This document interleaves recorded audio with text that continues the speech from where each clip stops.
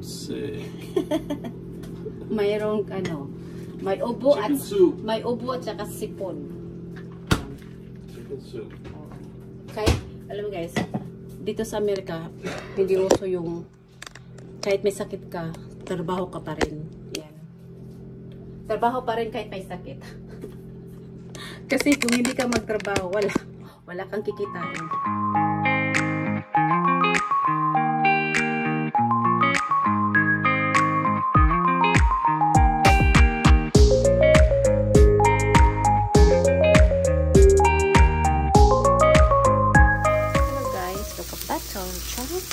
So today we are cooking chicken tinola. So here I have onions, ginger, and garlic. And I use coconut oil to saute our vegetables. Yan guys. And now we're gonna add our chicken. So here meron akong chicken thigh, dark meat. So lagyan natin siya dito.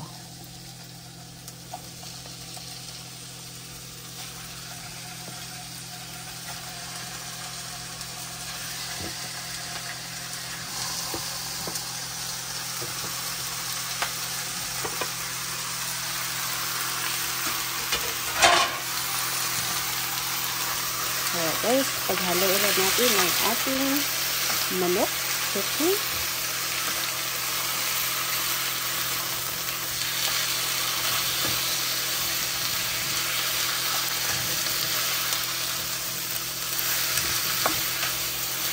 Mix lang.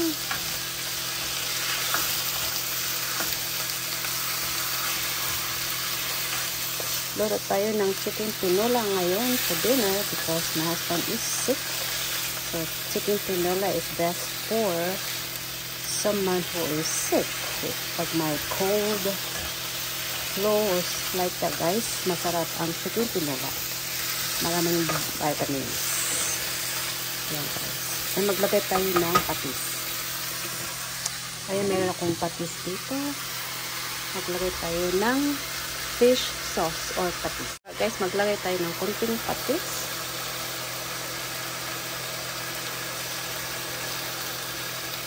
Ayan. Pwede naman tayo mag-add ng patis later kung kulang pa siya sa lasa. Ayan. So, let's mix it. And then we're gonna simmer this for 5 minutes.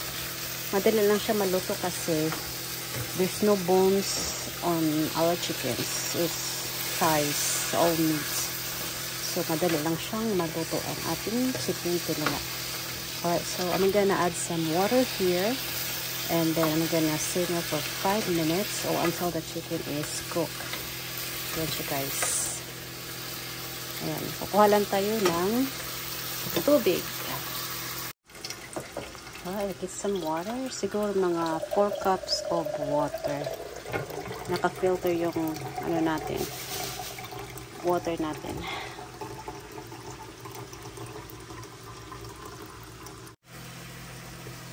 Alright guys, maglagay tayo ng tubig. 4 cups of water. Ayan.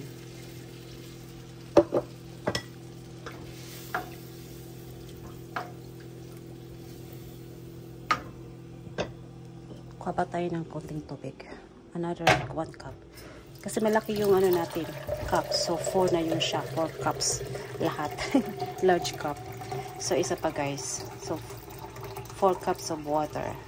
Or 2 cups for the big glass of this one.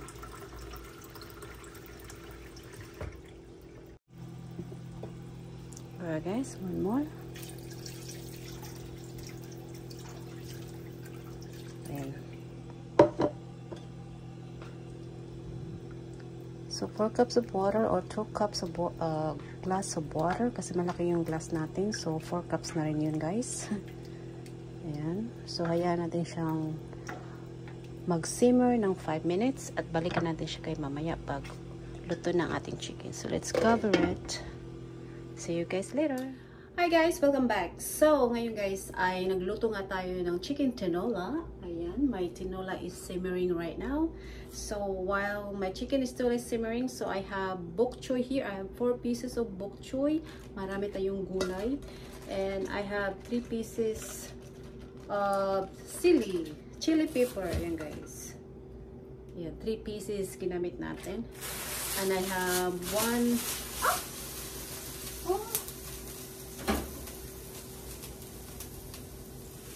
Ayan. Umusok. It's boiling hard. Okay, guys. So, I have scallion here. Maglagay tayo ng scallion sa ating chicken tinola para masarap siya, guys. Ayan. So, i-chop lang natin yung scallion natin, guys. Here. Siguro gamitin ko na lahat ito. Ubusin ko na lang siguro. Siguro gawin ako ng 3 para na magamit ko yung next time pag magluto ako ng something. Diba? Tika lang guys, adjust yung natin yung lighting na sa phone. Ayan guys. Ayan, okay na siguro guys. Ayan. So, gasan na natin to. Yung scallion natin.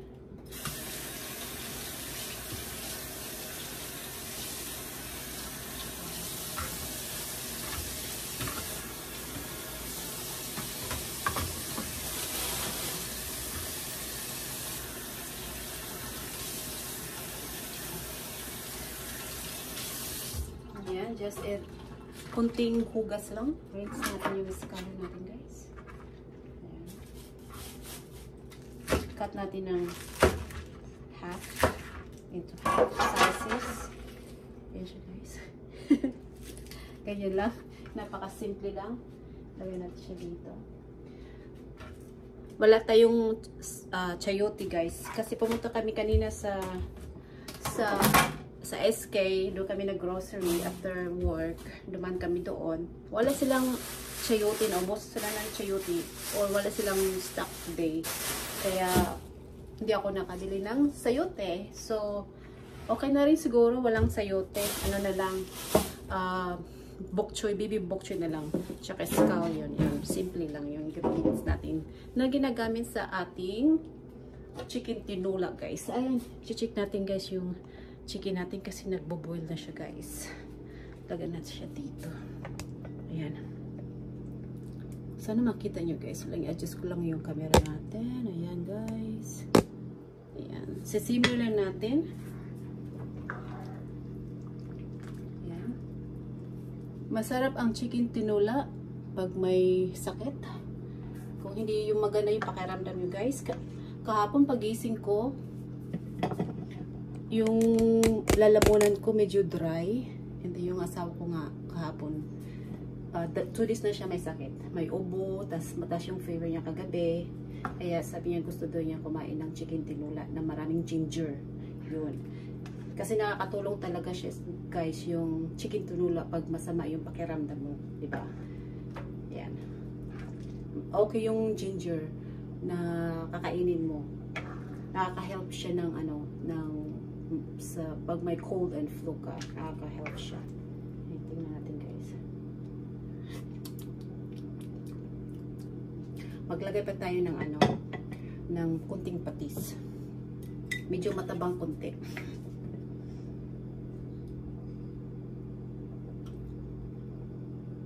Ayan. Tsaka wala rin silang lemongrass, guys, sa SK. Gusto na yung grocery sa SK kasi ang daming frutas nila, mura lang. Tsaka talaga marami silang mga gulay doon na binibenta.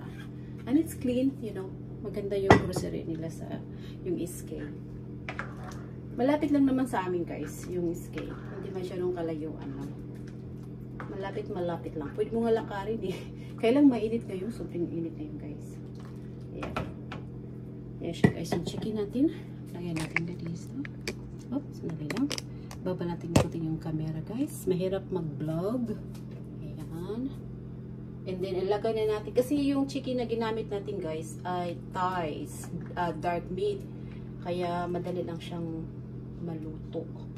Eh, ilagay natin yung gulay. Ayan. Maglagay tayo dito. Yung chili pepper. Paghalo natin lahat na lang. Tingnan mo, marami tayong bok choy.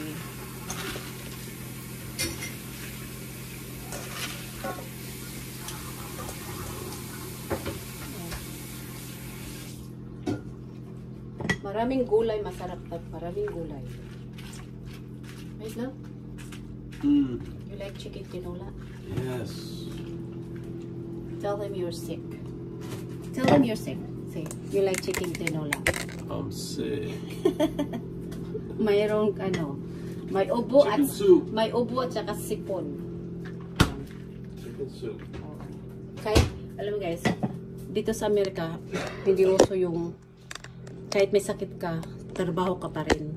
Yan. Trabaho pa rin kahit may sakit. Kasi kung hindi ka magtrabaho, wala kang kikitain. Kaya ito yung panlaban natin sa sakit, ang chicken tinola, guys. Ayan. Ayan siya, guys. So, hayaan natin siya, guys, kumulo yung natin, yung gulay. Hayaan natin siyang maluto. Kasi madali lang siyang maluto eh. So, isisimmer lang natin yung gulay natin mga few minutes. And then, tapos na ang ating chicken tinola. Kasi yung chicken na ginamit natin, walang buto. Puro laman. Kaya, super madali lang siya, guys. Ayan.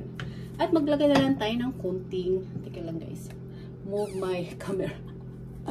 Ay naku, kuha lang ako ng black pepper. Ayan, lagay tayo ng black pepper.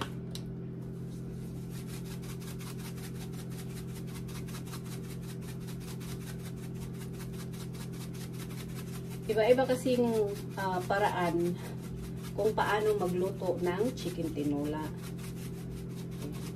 Walang malunggay sa SK. Kaya hindi ako nakabili ng malunggay. Pwede namang spinach din. Masarap lang spinach ilagay sa tinola. Tsaka lagay mo ng sayote. Yun nga, wala silang sayote o chayote. They're out of stock. Kaya hindi kami nakabili ng chayote. Ito na lang. Okay na to. Masarap nga, simple lang. Ayan. Ayan siya guys, ang ating chicken tinola. Tingnan natin.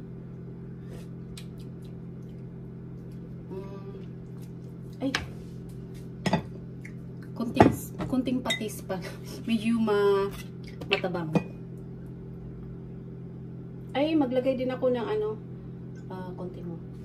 kunting patis. Maglagay din ako ng guys. Although kukunin ko lang guys yung seasoning.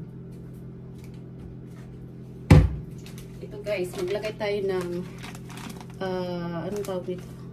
Original mushroom seasoning. Ayan. Binili to ng kaibigan ko galing Guam. Ayan. Gift niya to sa akin nung Christmas. And then, kunti na lang, nagpabili ulit kami ng ganito. Sa Guam, tapos siniship niya dito. Wala siyang AMG. Ano yun? Ginomoto. Walang Ginomoto, guys. Healthy siya, guys, na seasoning. Ayan, maglagay tayo dito. Pampalasa.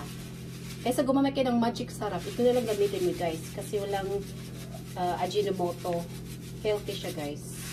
Ayan, healthy siya, masarap. Lahat, pwede mo gamitin sa mga, seasoning mo sa mga pansit, lahat. Pwede. Ayan.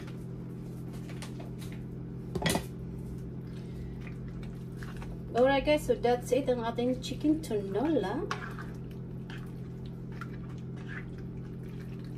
Ayan, i-simmer natin siya guys. And voila, tapos na ang ating chicken tinola. At magsayang ako ng kanin after this. Ayan siya guys. Tikman natin uli. Ayan, okay na. Masarap na yung lagyan natin ng mushroom seasoning, guys. Ayan, guys, ang ating chicken tinola. Thank you so much for watching. Sana nag-enjoy kayo sa ating video. Don't forget to like and subscribe. See you next time. Bye! Cover muna natin. Bye, guys!